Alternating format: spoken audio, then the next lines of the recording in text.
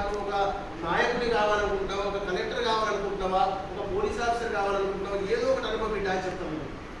అంటే ఒక లక్ష్యం లేకుండా ఏ పని కూడా కాదు. మీకైనా కానీ ఒక సంవత్సరం మనం పంట వేసి ఈ సంవత్సరంగా ఎకరానికి 10 క్వింటాల ఖర్చు అయితే నా ఖర్చులు ఎంతయి, నాకు ఇంత మిగులుతుందని ఒక లక్ష్యం పెట్టుకున్నాం కదా, దాని ప్రకారమే పని చేసుకుంటాం. ఒక వ్యాపారి కూడా అనుకున్నాడు ఈ సంవత్సరం నేను టర్నోవర్ చేసుకుని 2 లక్షల లాభం వస్తే నాకు లాభం జరుగుతుందని అక్కడ వ్యాపారి కూడా అనుకున్నాడు. ఇట్లనే ప్రతి వ్యక్తి కూడా చిన్న మహిళ కావచ్చు, పురుషుడు కావచ్చు, స్టూడెంట్ కావచ్చు, సార్లు కావచ్చు, ఉద్యోగస్తులు కావచ్చు, ఎవరు ఏ పని చేసినా కానీ ఆ పనిలో నేను ఇది చేయాలనుకుంటున్నా అని మొదలు పెట్టారు. ఈ లాభం కావాలనుకుంటున్నా స్టార్ట్ చేస్తారు. కానీ ఏది తెలియకుండా బట్టిగానే స్టార్ట్ చేయరు. నువ్వేది చేయాలంటే స్టార్ట్ తింటుందా, కలుపు తింటుంది. తెలుసు కదా రైతుల భాష. అంటే ఎందుకు కథలు కట్టేసి చేసి ఇస్తాం దున్నకరం, అది అసలైతే ఏది జాగ్రత్త తింటుంది. కానీ ఇది ఇట్లాంటివి ఏం చేస్తారంటే మంచి కళని కాకుండా. అందుకే మనకు లక్ష్యం లేకుండా ఏ పని చేయకూడదు. పిల్లలకు అదే చెప్తాడు, మీరు కూడా అదే చెప్పండి. అరే బాగా చదువుకోబిడ్డ, నువ్వు పేరు లేదు, నా పేరు లేదు, ఇల్లు పేరు తెచ్చుకో అనే విషయాలు చెప్పండి. ఆ విషయాలు చెప్తే కనుక వాళ్ళు ఏం చెప్పింది, మీ చెప్పింది, ఆడదే చెప్పింది, బిడ్డనే చెప్పింది, మా అమ్మదే చెప్పింది, నాన్ననే చెప్పింది.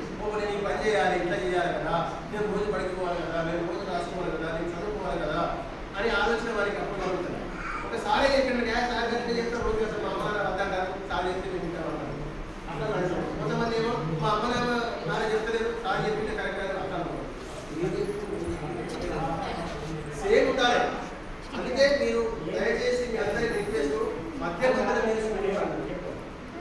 వచ్చేసి ఇక్కడ భోజనం మరి మంచిగా చెప్తుందా లేదా, చదువు సరిగా చెప్తుందా లేదా, మా పిల్లవాడు సరిగా చదువుతుందా లేదా, సార్లు సరిగా ఆటలు సరిగ్గా నడుచుకోలేదా, సిలబస్ ఎంత అయింది, మా పిల్లవాడు కార్టూన్ సబ్జెక్ట్ మంచిగా రాసిన సరిగా చూపించు అని అడుగుతుంది.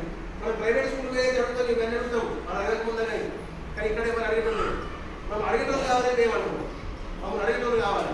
మీరు చదువు చెప్తుంటా సార్, ఏం చెప్తుంది సార్, మా పిల్లల పరిస్థితి ఏంటి సార్ అంటే చెప్పండి, అడుగుండి.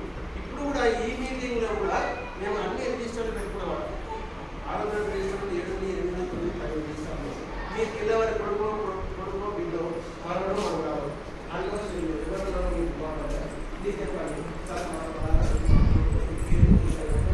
మరి పరిస్థితి ఏం చేయడం అడగదు. ఆ పరిస్థితి ఇది తెలుసుకుని ఉండాలి. మీరు పిల్లలు ఏమనుకుంటే మా అమ్మ పోతుందా పడికి, మా నాన్న పోతుందా, నేను ఏం చేస్తాను, నేను పడికి పోతానని వెళ్తుందా, పుస్తకాలు పట్టుకొని బస్తాలు పెట్టుకుందా, క్రికెట్ పెట్టుకుందా, అట్లా చేసి దోస్తాలు పాడైపోతాం. అందుకే బడికి వచ్చినప్పుడు బాగుపడతాం, బయట తిరిగినప్పుడు బాగుపడతాం.